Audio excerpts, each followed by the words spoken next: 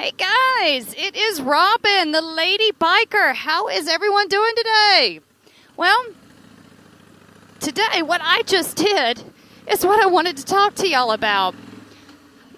Starting uphill, because how many of us have gotten to a hill before like that and said, what do I do now?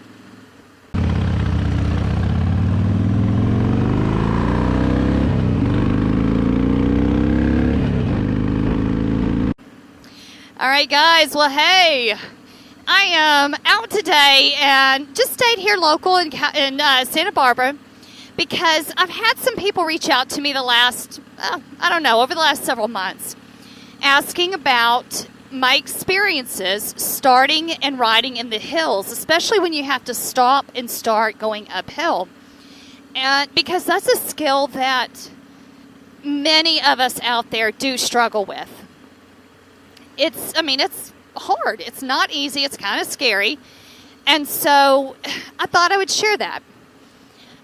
Now, when I got my license a few years ago, I rode in Texas, around Houston, Texas, which is fairly flat, for like a hot minute. And then we put the bikes on the trailer and headed out here to California. So, hills like this, and start and stop, a lot of pedestrian, a lot of heavy traffic. This is what I learned to ride in. And so learning and becoming comfortable with starting and stopping uphill, you had to learn pretty quickly. Now, in that entire experience, experienced riders gave me a lot of advice. Some of it was really good.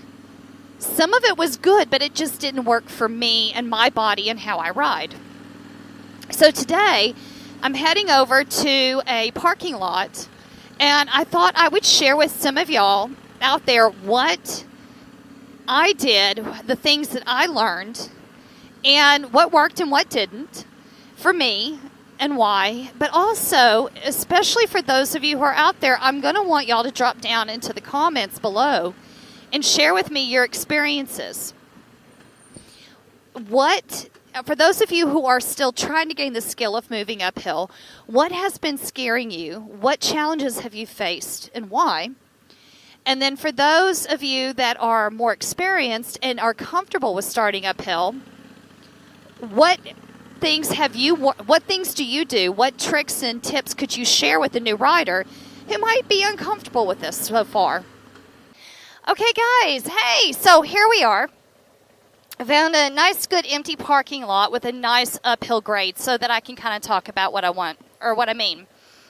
And when I got started, the number one advice I was given was to hold on to the brake so that I could flat foot with both feet, and then to roll the throttle as I was letting off of the clutch. And especially for those that have a very tight setup on their bike, this is a great option. Takes a little bit of coordination, but it's a really great option because you're giving it throttle as you release your clutch and you can take off. See, it works. The challenge, however, guys, that I've found with that is that especially here on Bob, and it's even more so on Scarlet, the brake lever doesn't come all the way into the grip. So it makes it very, very difficult for me to be able to hold on to the brake while I'm trying to roll into the throttle to get everything going. So, one of the other suggestions that was made was to just hold your back brake. Use your back brake. Use the one on the floor. I'm like, okay. All right, let me try that. Another great option, because once you engage your rear brake or your back brake with your foot, it frees up this hand. Then you can roll your throttle as much as you want until you kind of feel the give or the resistance, and then you take off. I had more success with that than I did with the hand, using that option.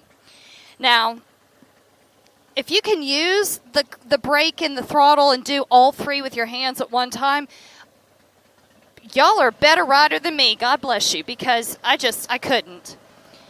And I found a lot of success using just the rear brake. Problem is, what do you do when you're on a camber and your brake foot is the high side? So if you're uncertain about that, guys, this is specifically for anyone who's new. Let me get up here.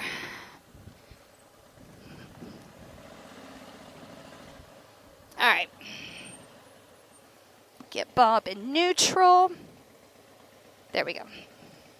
So a camber, yeah, everything's going to hold, is when the road is like this. So your brake foot is on the high side, and I'm hoping that the camera set is right, otherwise I'll be flipping this in editing. So you need to be able to put this foot down to hold your bike instead of it leaning onto your low side foot, where you're going to be in a much higher risk of dropping your bike. So once I ran into that, and I was like, oh my gosh, now what do I do? Right back to being in the beginning rider again. Or at least that's how I felt. I mean, these were situations that caused me a lot of stress. And then I realized, why am I not doing it the way I learned in the hills and everything? Because some of you may or may not know, I lived in Germany for about 5 years. And while I was there, I bought a stick shift car, and I loved my Saab. It was phenomenal.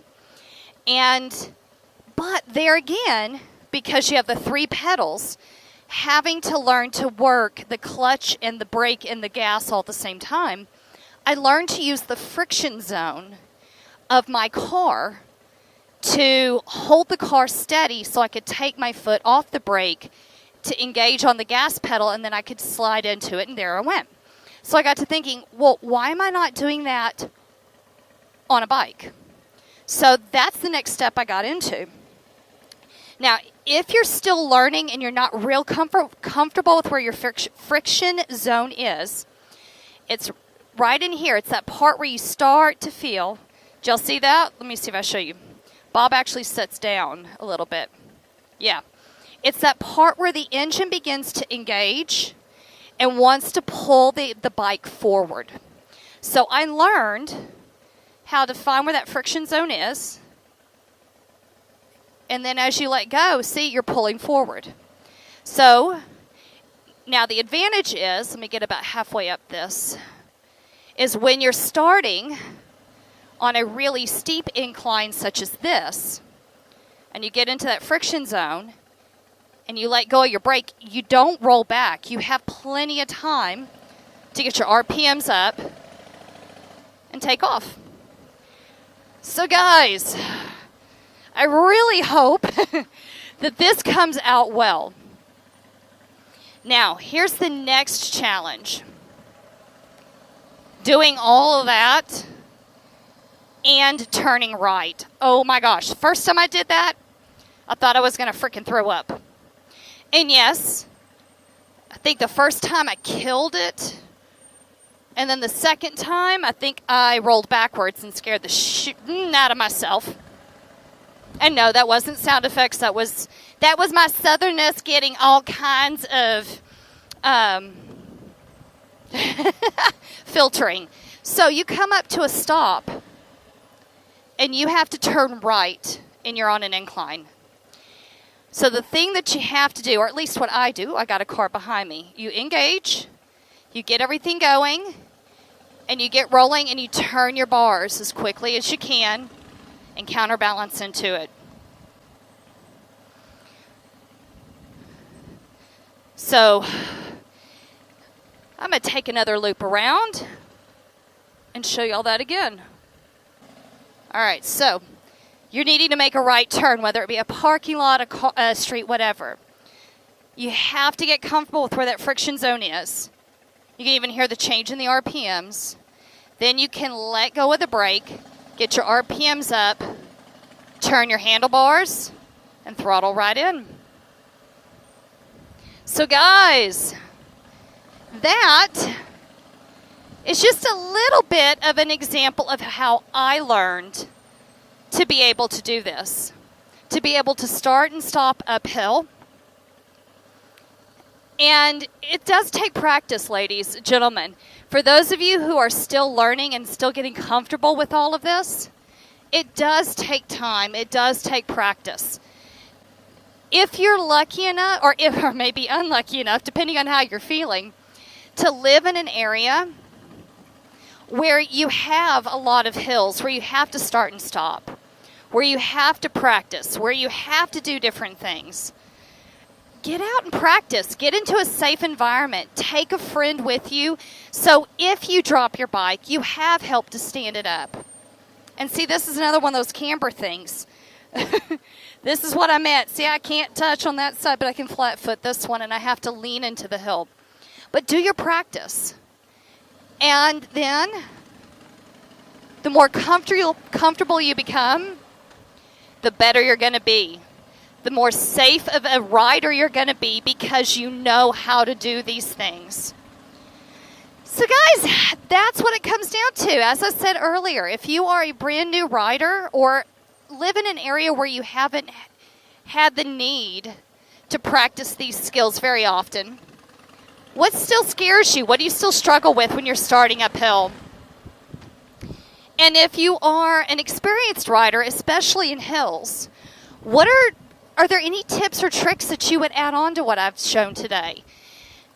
And so with that, guys, I am headed to run a few errands. And so, gosh darn, I thought I would just have to take Bob. So with that being said, guys, get out and ride. Have fun. Be safe. And I'm going to catch y'all in the next video. Bye, guys.